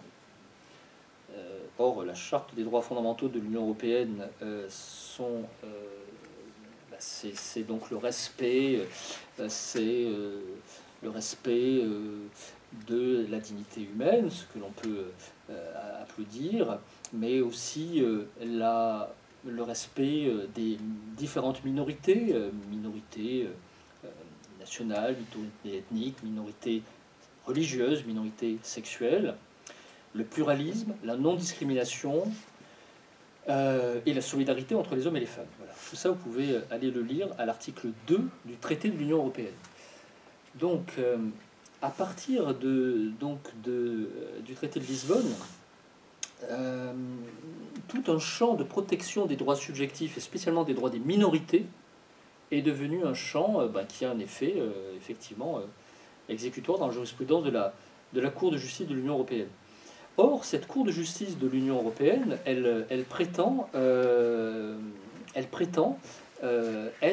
avoir la primauté sur le droit national. Ça remonte à un vieil arrêt, l'arrêt Costa contre Enel de 1964, qui affirme le principe de primauté. Et donc, le droit de la CJUE est supposé s'appliquer par la primauté, par d'autres principes, les faits directs, les faits utiles, et même les compétences implicites. Je n'ai pas le temps de détailler, ce serait un peu technique, mais au fond, ça signifie que nos cours suprêmes sont supposés se conformer, par principe de hiérarchie des normes, à la jurisprudence de la Cour de justice de l'Union européenne. Et ils le font. Ils le font puisque depuis cette nouveauté qui nous vient du traité de Lisbonne, et puis d'aménagement ultérieur, aujourd'hui, la Cour de cassation, dans un procès, demande d'abord à la Cour de justice de l'Union européenne, parce qu'on appelle en droit une question préjudicielle, donc question avant de juger, quels sont les principes de la CJUE sur le procès. Donc le résultat concret, c'est qu'effectivement, eh bien, que reste-t-il en fait de la loi en réalité? Elle est défaite au niveau national par les juges, elle est montrée du doigt par les journalistes, de façon à ce qu'ensuite les juges s'en saisissent, et finalement elle est invalidée par l'Union européenne. J'aurais aussi à dire tout ce qu'on devrait pouvoir dire sur l'usurpation extérieure de notre souveraineté économique, et Henri aurait certainement été intéressé, on en parlera peut-être de façon plus décontractée au moment du pot. Il y aurait beaucoup à dire, mais ce serait trop long, sur le fait qu'on a bradé notre souveraineté économique en oubliant la nécessité de surveiller la façon dont l'investissement est fait en France et la provenance des fonds. Je crois que ça passera par une rupture, là aussi, avec quoi? Avec, au fond, toujours ces principes issus du libéralisme et de 1789, c'est-à-dire l'idée que les individus priment, que l'optimum économique d'un chef d'entreprise, d'un investisseur, d'actionnaire prime, parce que c'est le droit individuel, vous voyez, c'est un tout. Toutes ces usurpations de souveraineté reposent toutes sur l'idée que la garantie des droits individuels est supérieure à la garantie de l'intérêt général. D'où le fait que Carl Schmitt appelait ça un processus de neutralisation. C'est ça, tout doit devenir neutre. La loi doit être neutre. Le principe de fraternité est neutre. Il n'est pas lié à quelque chose de concret. L'économie doit être neutre. C'est le principe de concurrence pure et parfaite. Les individus sur un marché universel qui a vocation à avoir de moins en moins de frontières s'affrontent individuellement avec leur intérêt individuel. L'État doit être neutre. L'État français n'a pas le droit de faire du dumping. On ne doit pas protéger nos entreprises. L'Union européenne veille à ce que nous restions concurrentiels. Donc en permanence, vous voyez, si on avait le temps, on montrerait que ce droit sacrifie la compétence au nom de la concurrence. Et nous ne pouvons pas garder notre industrie. Et nous ne pouvons pas reconstituer une compétitivité, en fait, toujours au nom de ce même principe. Alors, il faut maintenant, pour terminer, recouvrer cette summa potestas, et pour ça, il faut se souvenir de l'autre sens du mot, c'est-à-dire c'est une somme, la summa potestas. Et pour cela, il faut comprendre que nous avons le droit d'affirmer que la somme est supérieure au parti, c'est-à-dire constater la tyrannie des minorités. Tout le processus dont nous avons parlé, vous l'avez compris, c'est un processus qui naît de la Révolution, dont les juristes disent qu'elle est l'avènement de l'individualisme juridique. Et là, ce sont des choses qui ont été bien étudiées et beaucoup critiquées par notre cher Michel Michel. Contre les anciennes communautés, la protection de l'individu contre le bien commun, avec l'idée que ses préférences religieuses, ses préférences pour une migration, ses préférences sexuelles, voire de changement sexuel, etc., sont toutes légitimes parce qu'elles représentent la liberté au sens moderne. Vous savez que dans un grand texte de 1819, Benjamin Constant, qui était un libéral assez fin, avait écrit en 1819 un petit texte passionnant de la liberté des anciens opposée à celle des modernes. Il expliquait, pour les anciens, être libre, c'était participer à la communauté. Être libre, c'était être un citoyen. Je suis libre parce que ce qui s'impose à moi, la loi, j'y participe, je la fais. Puisque je fais la norme que je respecte, alors je suis libre. C'est une liberté participation. Et Constant disait, et lui y adhérait en tant que libéral, la nouvelle liberté, depuis les révolutions libérales, les 3 révolutions atlantiques, anglaise, américaine et française, c'est au contraire une liberté retrait. Les anciens font un pas en avant vers la cité, les antiques ou les médiévaux. Les modernes font un pas en arrière de la cité. Contre la cité, j'ai le droit de ne pas faire. J'ai le droit à ma liberté, j'ai le droit à ma minorité, j'ai le droit de ne pas adhérer à une religion historique, j'ai le droit de ne pas adhérer à des mœurs générales, j'ai le droit de me retirer, j'ai le droit de rentrer dans mon individualité. Alors quel est le résultat concret et ce pourquoi nous pouvons honnêtement faire un procès de ce processus? C'est que c'est un processus, vous connaissez bien le symbolisme judiciaire, celui de la balance que tenait Thémis, la déesse du droit, et sa fille Dike, la déesse de la justice chez les anciens Grecs. Ce qu'on met dans la balance des droits individuels est perdu par les droits collectifs. Et le règne de ces libertés privées, c'est le sacrifice des libertés publiques. On ne le dit pas assez. Qu'est-ce que c'était les libertés publiques? La première, c'est la sécurité. C'est la première des libertés. De pouvoir tout simplement vivre et se déplacer. Cette liberté, elle est massivement contrebattue par les droits individuels. Nous connaissons tous la jurisprudence de la Cour de justice de l'Union européenne et plus encore de la CEDH, la Cour européenne des droits de l'homme, notamment sur les terroristes, les djihadistes, qui doivent pouvoir rentrer en France, avec le fameux article 8 de la Convention européenne des droits de l'homme, actuellement activé pour le retour des djihadistes, des familles de djihadistes, le droit à une vie familiale normale. L'article 8 de la Convention européenne des droits de l'homme provoque une insécurité. C'est ce même article 8 qui va permettre la reconnaissance de la GPA d'ailleurs, puisque c'est le droit à une vie familiale normale. Donc de couples homosexuels qui font faire des enfants à l'étranger. Donc nécessairement, effectivement, la moralité publique, un mot interdit aujourd'hui, c'est-à-dire ce que les Anglais appellent la common decency, bon, un certain nombre, comme disait Max Weber, de valeurs centrales de cohésion, explose. Donc il ne peut pas y avoir de valeurs centrales de cohésion. Donc il y a ce que le regretté Laurent Bouvet appelait une insécurité culturelle, et malheureusement pour nous, il y a aussi une insécurité physique, et pour les mêmes raisons en fait, et à partir des mêmes textes. Autre liberté publique que nous avons perdue, la liberté d'expression. Effectivement, c'est l'un des effets majeurs de la tenaille entre le juge et le journaliste. C'est suffisamment connu pour que je n'y revienne pas.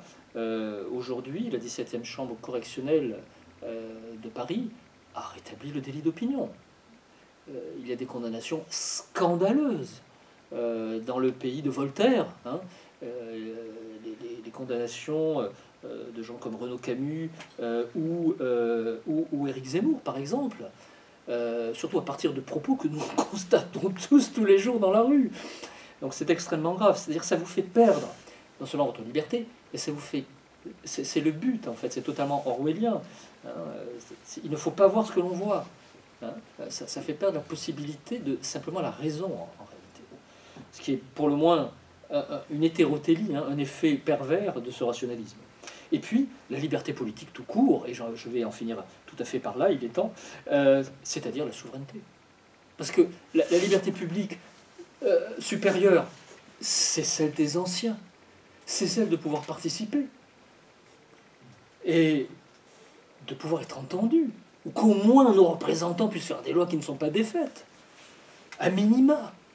Donc, pour en finir, et ma dernière partie sera ma conclusion, il faut redire que la somme est supérieure et antérieure au parti. Et il y a là un droit de la majorité à rappeler. Pourquoi effectivement, les partis, les individus, on le sait depuis Aristote, hein, oui, la cité est là avant moi, et c'est pourquoi elle m'est supérieure. C'est aussi parce qu'elle sera là après moi. C'est parce que tout ce que j'ai, je le lui dois. À commencer par le fait de le savoir en le pensant. Je pense avec des mots. D'où me viennent mes mots? Essayez de penser sans mots. Le seul fait de penser, je le dois à ma cité et à ma civilisation. Bien sûr que le tout est antérieur et supérieur au parti. C'est anthropologique. Ce devrait être une évidence. Il faut être très malade pour en être là où nous en sommes, dans la négation de cette évidence. Donc, bien sûr, je dois tout à cette cité, en réalité. Les droits que j'ai ne sont pas des droits subjectifs, ce sont des droits objectifs que la cité a construits pour moi. Et même les droits de l'homme, ils n'ont jamais été que construits par quelques bourgeois exaltés vers 1789 en France. Ils sont reconnus par personne d'autre dans le monde. Les Africains ne les reconnaissent pas, les droits de l'homme, pas davantage que les Indiens ni les Chinois. Ils ont commencé à faire leurs propres déclarations, comme vous le savez, qui sont des déclarations des droits des peuples. Donc, bien sûr que la somme est supérieure et antérieure au parti. Et comme on le dit en épistémologie, la somme est plus que l'addition des partis. La somme est plus que l'addition des partis. Pour les libéraux, 1 plus 1 égale 2. Du point de vue de la pensée traditionnelle en Europe, qui nous vient d'Aristote et qui a transité chez nous jusqu'à la contre-révolution, non, pour nous, 1 plus 1 égale 3. Les deux parties et ce qu'elles forment. L'illustration, c'est la famille, qui est la communauté première. 1 plus 1 égale 3, l'enfant qui naît d'1 plus 1. Ça signifie que le peuple n'est pas une population. Et là, on s'approche, avec la fin de cette conférence, de l'enjeu essentiel. Qu'est-ce que le peuple dont on nous parle dans tous ces processus qui nous parlent du caractère démocratique de la garantie des droits individuels et qui serait une nécessité de la dite démocratie libérale? Qui est ce peuple? Dans cette démocratie libérale, nous avons vu que, en fait, manifestement, le peuple n'est pas très important, puisqu'au début de la démocratie libérale, il y avait un suffrage censitaire. Mais on le comprend aussi parce que, pour eux, la démocratie, c'est la garantie des droits des individus. Donc, le peuple dont ils parlent, c'est ce qu'on devrait plutôt appeler, et Michel Duchel serait d'accord, une population. C'est tout à fait différent. C'est une addition de gens qui viennent de partout, qui sont tous des individus, qui ont tous leur dignité d'individus. Nouveau concept prégnant de la théologie sécularisée. On ne peut pas penser les droits de l'homme hors de la dignité humaine dans le christianisme. Donc, cette fraternité qui ici quitte le domaine du ciel pour arriver sur terre et défaire en fait les cités terrestres. Donc, il y a aujourd'hui dans ce camp toute une définition abstraite du peuple qui est très importante. je ne vais pas trop fatiguer davantage en parlant longuement, mais chez quelqu'un comme Emmanuel Macron, il y a une énorme influence de ce type de pensée, en particulier chez un auteur qui lui est très cher, qui est Jürgen Habermas. Habermas, c'est ce penseur en Allemagne du patriotisme constitutionnel. Un Allemand, pour Habermas, n'a le droit d'être patriote que si c'est un patriote de papier. C'est-à-dire qu'il est attaché à la Constitution. On comprend beaucoup mieux le propos d'Emmanuel Macron sur la souveraineté de la Constitution. Être patriote constitutionnel, c'est être attaché à la Constitution. Moyennant quoi, d'ailleurs, tout le monde peut être patriote constitutionnel. C'est un patriotisme de papier qui appelle des citoyens de papier. À l'évidence. Et de fait, nous le constatons dans toute l'Europe de l'Ouest et tout l'Occident. Et la démocratie, dès lors, ce n'est qu'un ensemble de procédures cherchant à garantir ces droits individuels. Et c'est pourquoi, à minima, ça interdit le mandat impératif, ça décourage le référendum, tout ce qui fait corps et qui risque de menacer les individus. Le référendum, c'est quand même la voix de la majorité. Ne va-t-elle pas menacer les minorités? On est à 75% de Français qui pensent qu'il y a trop d'immigration, qui sont favorables à la fermeture des frontières et commencent à penser à la remigration. Bien sûr que ça va à l'encontre de minorités. Oui, en effet. Donc, on comprend comment, à la fois le mandat impératif, le référendum, mais même aujourd'hui, la simple représentation est découragée. Même la représentation, qui était déjà une trahison bien souvent de la volonté populaire, elle doit être filtrée par des procédures et des procédures de ce droit qui doit saisir le politique, comme le disait le doyen Louis Favoreux, qui était favorable évidemment à ces processus, qui parlait de la politique saisie par le droit. La politique, c'est quelque chose de sale, c'est bien du peuple qui n'est pas sage, et il faut le désinfecter, ce peuple. Il faut séparer le droit de la politique, faire surplomber le droit qui est rationnel et universel. Alors évidemment, si nous voulons ne pas disparaître comme peuple, il faut rappeler que nous sommes un peuple. Ce n'est pas une population du tout, ce n'est pas une addition de gens dans le présent, c'est au contraire, c'est une histoire, c'est un visage propre, c'est une histoire propre. Et donc c'est essentiellement en fait un droit historique. Et je crois qu'il faut rappeler, pour terminer, un peuple qui ne veut pas devenir une population, qui est appelé à se reformer comme nation. Nation, ça vient de naître, naskor, qui donne aussi natura, c'est un lien naturel, c'est un lien natif, ce n'est pas un lien de papier. La nation est d'abord un lien de chair. Et du reste, les Grecs, pour dire peuple, disaient ethnos. Le démos, c'est une circonscription administrative dans les réformes de Clisthène. Donc, le peuple historique doit se reformer comme nation en se souvenant de ce qu'il est. Qu'est-ce qu'il est? Eh bien, il est le porteur d'une dignité tout à fait particulière, celle des ancêtres, en fait. Et vous savez comment on dit les ancêtres dans la langue mère de l'Europe, le latin? Les majores, les ancêtres. Ce que le droit, pendant des siècles, a conservé, c'est le mos maiorum, comme disaient les Romains et les médiévaux, mos majorum, la coutume des ancêtres. Et faire cette coutume, c'était continuer le droit de la majorité, c'est-à-dire du peuple historique. Nous-mêmes, quand est-ce que nous votons? Quand nous devenons majeurs. C'est-à-dire que nous commençons d'appartenir aux majores. Alors, à la majorité, nous pouvons chercher à voter et faire corps, faire majorité, faire peuple. Et si nous avons cette majorité, personne ne devrait pouvoir nous ôter cette décision. Elle doit être souveraine. Et il y a un mot en français qui continue de tirer ce fil de l'étymologie si révélateur. Dans ce cas-là, ce peuple, cette décision, dispose de la majesté. Ce qui n'a aucun équivalent, la majesté. Eh bien, pour terminer tout à fait, vous voyez le lien avec notre histoire. La majesté, dont nous croyons qu'elle est le seul attribut du roi, oui, elle est l'attribut du roi, elle était l'attribut du roi, et spécialement du roi de France, parce qu'il était le défenseur du mos majorum. Et parce qu'en France, encore plus particulièrement par rapport aux autres royautés européennes, le prince a toujours été national. C'est une longue histoire, car la constitution coutumière du royaume voulait que le prince fût toujours français et jamais étranger. Constatez que les Anglais qui ont eu un roi hollandais, les Espagnols qui ont eu un roi français, auraient bien aimé avoir cette règle. Donc, la majesté, c'est en fait continuer les majoresses, en fait, chers amis. Et c'est pourquoi, eh bien, il faut appeler, pour terminer entièrement, à la provocatio ad populum, l'appel au peuple.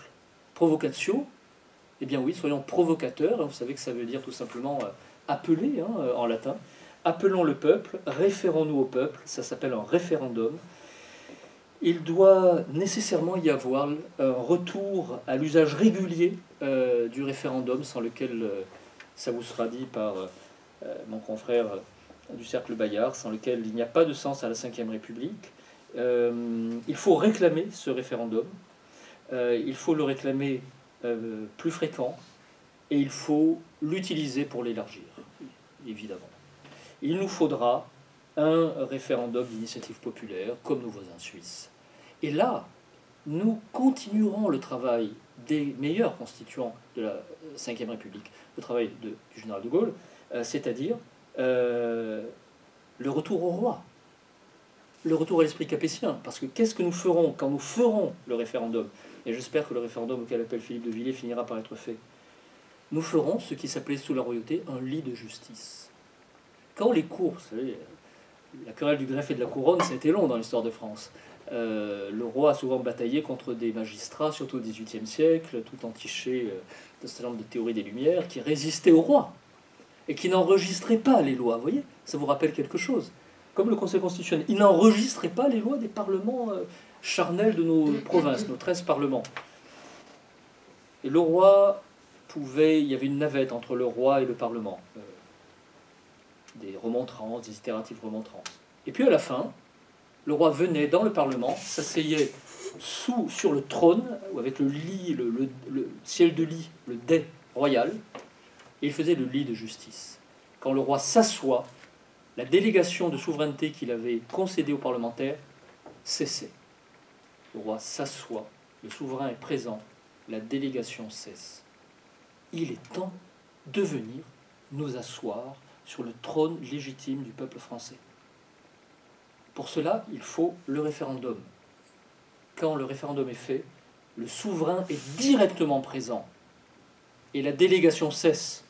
La délégation de nos députés qui ont trahi les Français en 2008, 3 ans après le référendum.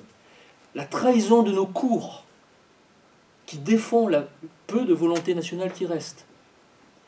Donc, venons nous asseoir sur ce trône et peut-être, reprenant notre souveraineté, réfléchissons au fait que, pour qu'elle dure, il faudra peut-être aussi penser à la restauration d'un trône plus charnel, pour que tout ceci assure une véritable continuité historique. Merci beaucoup.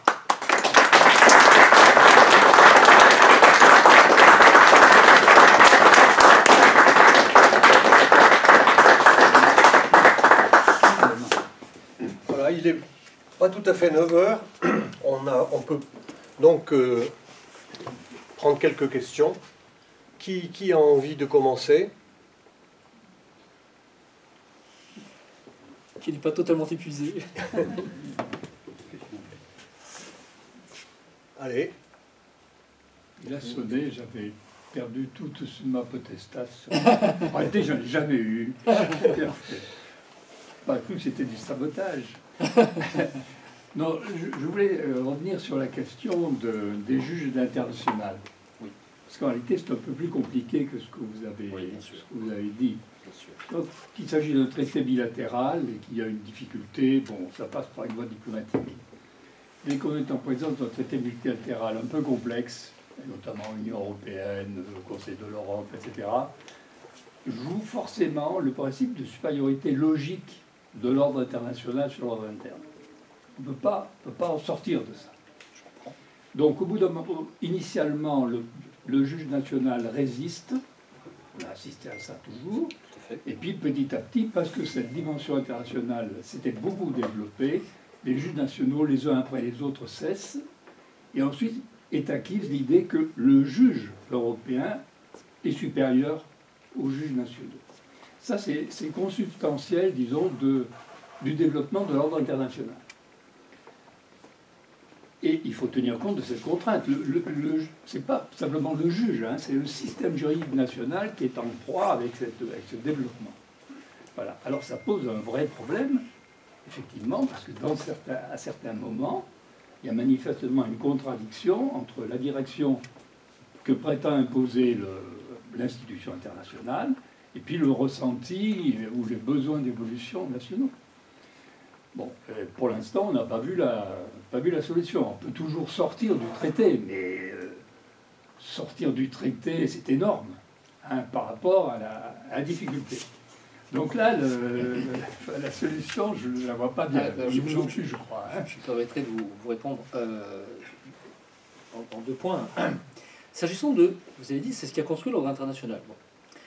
L'ordre international, le droit international, le jus gentium d'autrefois, c'est-à-dire le droit des clans à l'origine, puis le droit de ces clans élargis que furent les nations de chair et les États. On sait comment ce droit international, en tant que tel, c'est un droit moderne, hein, n'est-ce pas ? Il y a un droit impérial dans la période de l'Antiquité, largement dû au droit romain. Il y a un droit de la chrétienté qui est aussi un droit supranational au Moyen-Âge. Et comme nous le savons, le droit à proprement parler international vient des traités de Westphalie, à l'issue de ce terrible massacre de la guerre de 30 ans, 1618-1648, 4 millions de morts, qui ont tellement terrorisé l'Europe qu'il y a eu cette profonde réforme du droit par les traités de Westphalie, mais aussi la naissance de l'absolutisme, qui va chercher par l'absolutisme à faire cesser les guerres de religion, qui était la poudre par laquelle avait pris feu l'Europe dans la guerre de 30 ans, et également qui va faire naître des œuvres comme l'œuvre de Thomas Hobbes, hein, qui est incompréhensible, l'œuvre de 1651, le Léviathan, sans la guerre de 30 ans. Et dans le traité de Westphalie, où la France est largement, comme on le sait, dominante, apparaît l'idée d'un droit entre États souverains. Et de 1648 à, je dirais, pour caricaturer, faire un chiffre rond, 1948, ce droit a été respecté. Alors c'est un droit international, certes, mais qui rappelle que les acteurs sont bien des États-nations. À l'époque des royaumes, hein, c'était très nouveau à l'époque. Avant cela, l'Europe, c'était une famille, c'est une chrétienté, et ce qui est fratricide souvent, mais c'était un ensemble. C'était nouveau. Mais cet ordre de la modernité a assuré la paix, au moins jusqu'à la Première Guerre mondiale, et finalement au-delà. Pourquoi est-ce que je dis jusqu'à la Première Guerre mondiale ? C'est parce qu'à partir de la Première Guerre mondiale, des États-Unis viennent des principes, qui sont les principes de Wilson, évidemment, de Woodrow Wilson, qui vont commencer à défaire cet ordre, avec l'idée que l'Allemagne était criminelle, que le Kaiser était criminel, ce qui est totalement impossible dans l'ancien Ius Publicum Europeum, les traités de Westphalie, un État est souverain.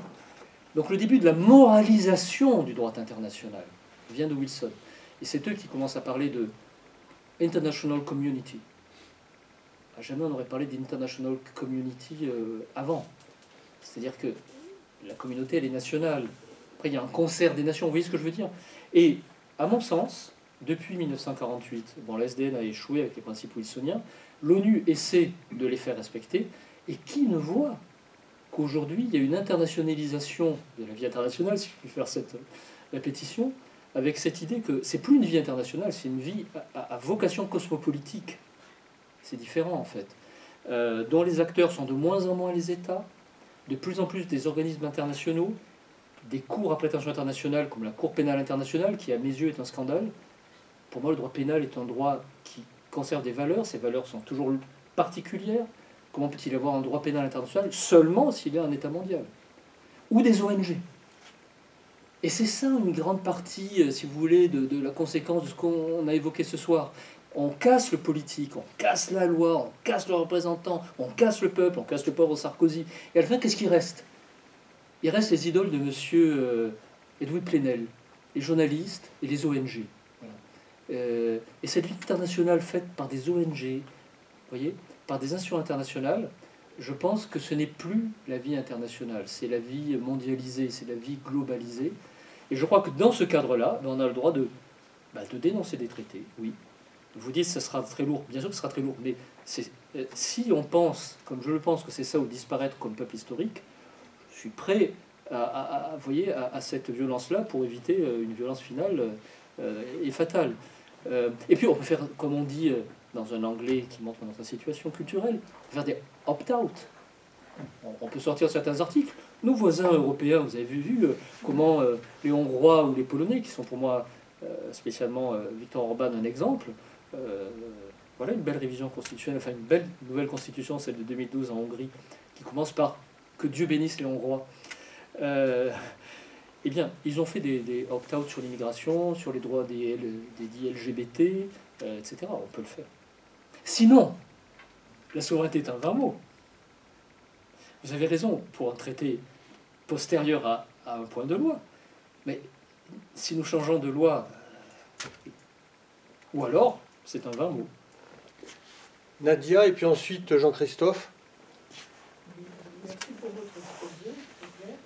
Je voudrais vous demander, est-ce que vous connaissez le numéro de téléphone du peuple, s'il vous plaît? Parce que, effectivement, nous sommes tous dans l'expectative. Déjà, lorsque Mitterrand a fait son coup d'État, en restant, oui, alors qu'il aurait dû partir, comme vous l'avez rappelé tout à l'heure, personne, il n'y a pas eu tellement de mouvement.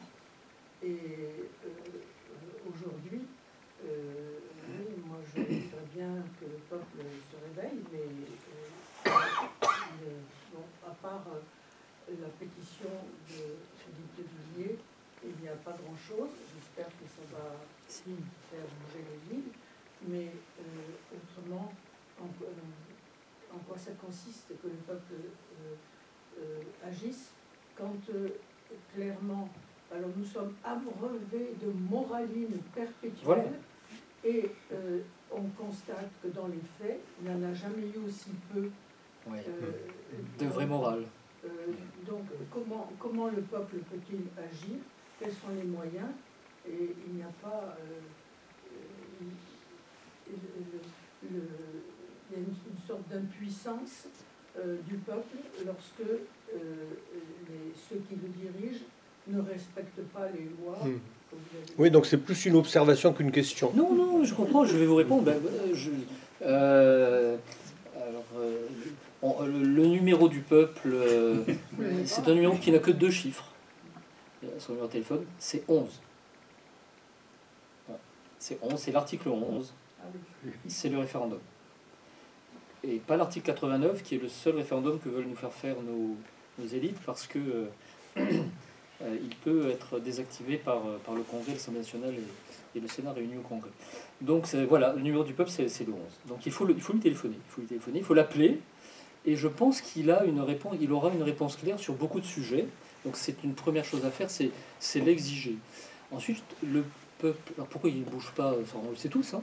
Après ce que je vous ai dit, comment il bouge? Vous bougez, la tenaille du juge et du journaliste se referme sur vous. Alors, personnellement, je l'ai vécu, hein, comme certains d'entre vous le savent, j'ai défendu ma faculté contre des militants d'extrême gauche extérieure. Après que nos étudiants, la veille, avaient voté contre eux, ils les avaient mis dehors. Ils sont revenus à 400, ils ont occupé ma faculté. J'ai été concassé. Je suis le seul blessé réel. C'est un procès sans victime.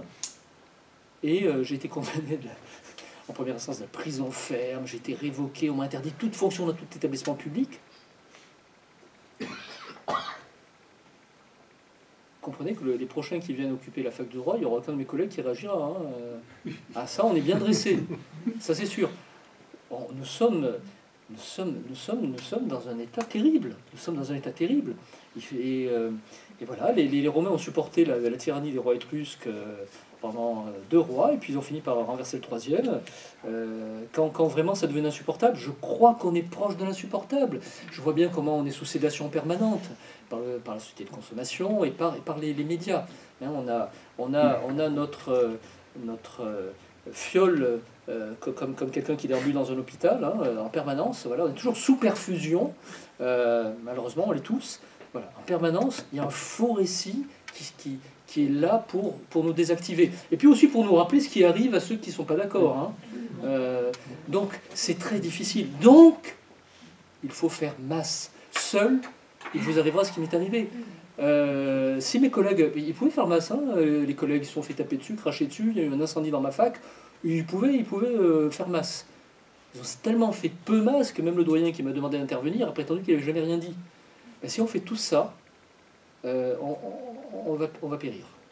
Il faut faire somme, il faut faire masse, il faut faire summa. Et pour ça, il faut surtout, et c'est pour ça que ce soir, je n'aurais jamais cru défendre un jour Nicolas Sarkozy. Là, ce soir, je défends Nicolas Sarkozy. Comme j'ai défendu Claude Guéant quand il a été condamné. Alors, je trouve que c'est chaque fois quand même des hommes politiques de droite. Mais il faut garder la foi dans le politique. Parce que si nous ne la gardons pas, nous n'avons plus rien. Notre seul levier, notre unique levier est le politique. Est le processus politique. Contre le juge, qu'est-ce qu'on peut faire? Seulement le levier politique. Contre le journaliste, contre les technocrates de Bruxelles, contre les ONG, seulement le politique. Pourquoi? Parce qu'il est supposé avoir une légitimité qui est celle du peuple. Encore faut-il défendre ce qu'est un peuple, n'est-ce pas? Et je crois que voilà, donc il faut faire de la politique. C'est fatigant, c'est ingrat, mais il faut le faire.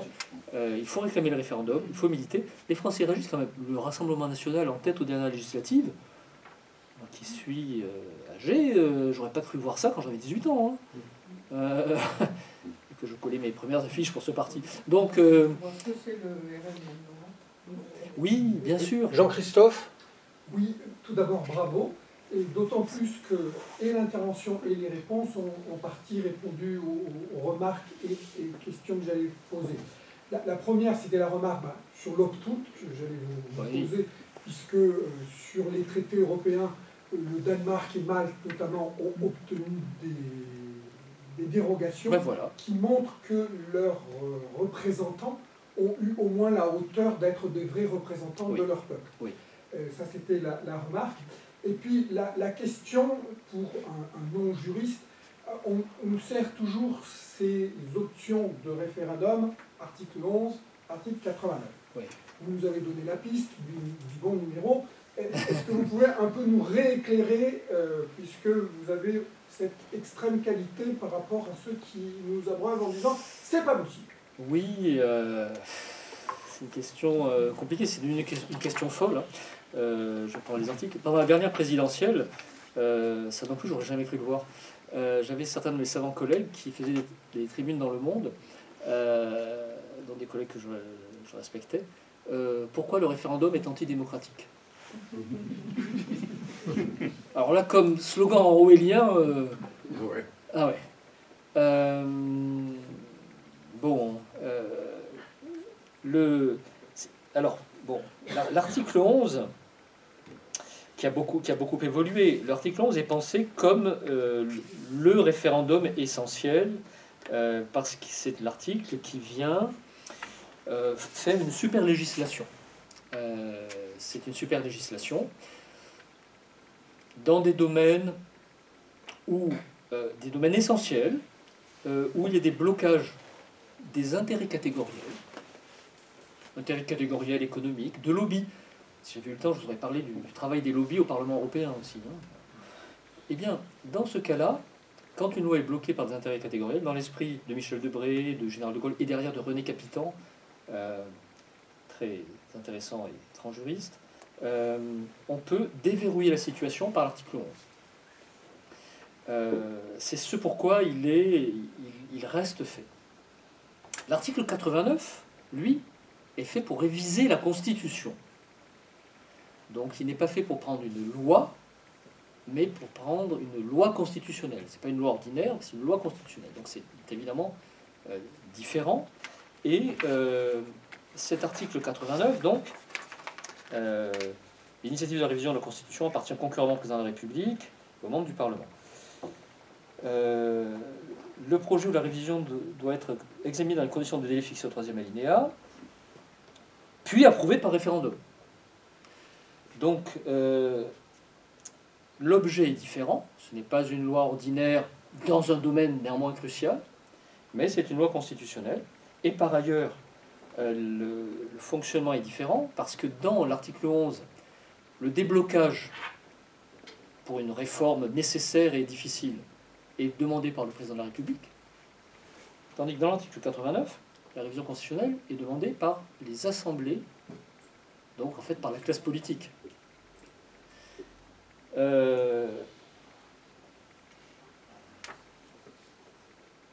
J'ajoute la révision constitutionnelle de Nicolas Sarkozy en 2008 de cet article 89. Parce que là, on pourrait se dire, bon, ça part de la classe politique, mais au moins on est consulté par la révision constitutionnelle. Mais regardons le 3e alinéa ajouté par Nicolas Sarkozy, qui a un peu mérité ce qui lui arrive.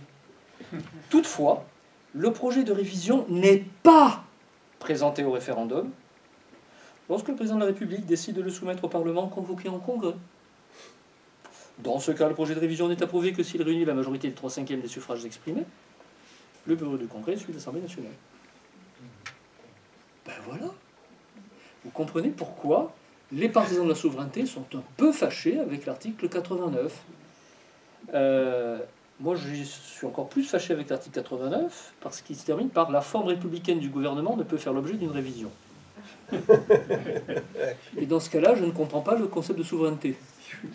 Si le peuple décide de changer de régime, et ce n'est pas la forme républicaine, ben s'il est souverain, il devrait pouvoir en changer. Ça me semble logique comme juriste et aussi comme fidèle de l'histoire de France. Donc, De Gaulle, comme vous le savez tous, en 1962, sait que la classe politique vient de renverser son ministre Pompidou par la motion de censure. Il leur fait un magistral bras d'honneur, puisqu'il refuse la démission de Pompidou et il dissout l'Assemblée. Et il va soumettre la révision constitutionnelle par l'article 11. Bah, on le comprend un peu. Donc ça signifie que, en fait, il y a la lettre de la Constitution, vous avez vu, alors c'est toute réforme économique et sociale. Alors il y a des gens qui me disent, donc il ne peut pas y avoir de référendum sur l'immigration. Ah oui, c'est sûr que l'immigration n'a pas de conséquences économiques et sociales, hein, non hein. C'est nous prendre vraiment pour les derniers des imbéciles, mais ça on est un peu habitué. Et par ailleurs, de toute façon, à mon avis, la lettre permet de le faire. Et l'esprit le permet, parce que je suis désolé, vous avez entendu beaucoup d'excellents collègues en parler, des collègues courageux, il en reste, qui ont dit, bon, le général de Gaulle l'a fait. Il a fait réviser, il a pensé que dans ce moment-là, pourquoi? Parce qu'il allait demander au peuple que le président de la République soit élu par le peuple. Mais il n'allait pas le demander aux députés. Donc il l'a demandé au peuple. Et encore une fois, ce qui fait un peu rire dans les couloirs, c'est que si on dit que le général de Gaulle n'avait pas le droit de le faire, et que toute révision constitutionnelle ne doit pas être demandée au peuple, elle doit passer par les députés qui soumettront leurs gentils petits textes, s'ils en ont envie d'ailleurs, hein, vu le linéa 3, au peuple, si le peuple doit être l'origine de la souveraineté, et qu'on refuse de passer par l'article 11, tous les présidents de la République successifs depuis le général de Gaulle sont illégitimes. Tous. Donc tout ce qu'ils ont fait est illégitime. Donc on peut jeter tout ça à la poubelle, toute leur législation, toutes leurs institutions, etc. Chiche. Bravo. Merci. Ben, écoutez, je vous propose on continue la discussion, mais en buvant et en mangeant un morceau. Volontiers.